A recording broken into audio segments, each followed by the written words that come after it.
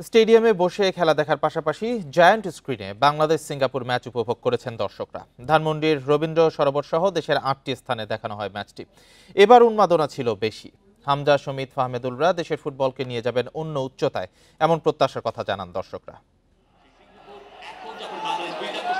কোনো স্টেডিয়াম নয়, এটি আসলে ধানমন্ডির রবীন্দ্র সরোবর, যেন তিল ধারণের ঠাঁই নেই।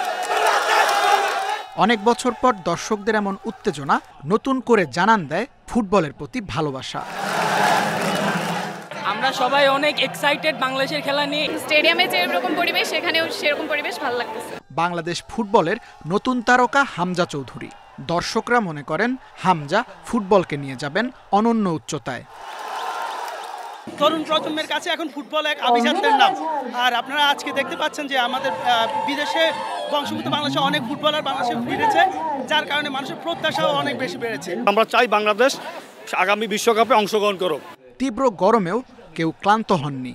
7টায় ম্যাচ শুরু হলেও বিকেল থেকে হামজা আর বাংলাদেশ নিয়ে দর্শকদের উল্লাস মাতিয়ে রেখেছিল পুরো ধানমন্ডি এলাকা।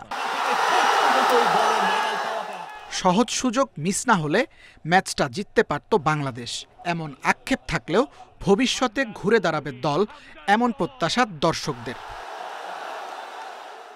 তারপর লাস্ট 20 মিনিট আগে আমরা একসাথে 5টা কর্নার পেয়েছি, তার মধ্যে একটা গোল হওয়া আমাদের উচিত ছিল। বাংলাদেশের ভবিষ্যৎ আরো উজ্জ্বল, কারণ বাংলাদেশে আরো কিছু প্লেয়ার আছে যারা এখন আসে, যেমন কিউবা মিচেল, এরা এখনো বাংলাদেশে আসেনি। ওরা যদি বাংলাদেশে আসে হয়তো আশা করা যায় বাংলাদেশ আরো অনেক উপরের লেভেলে যাবে।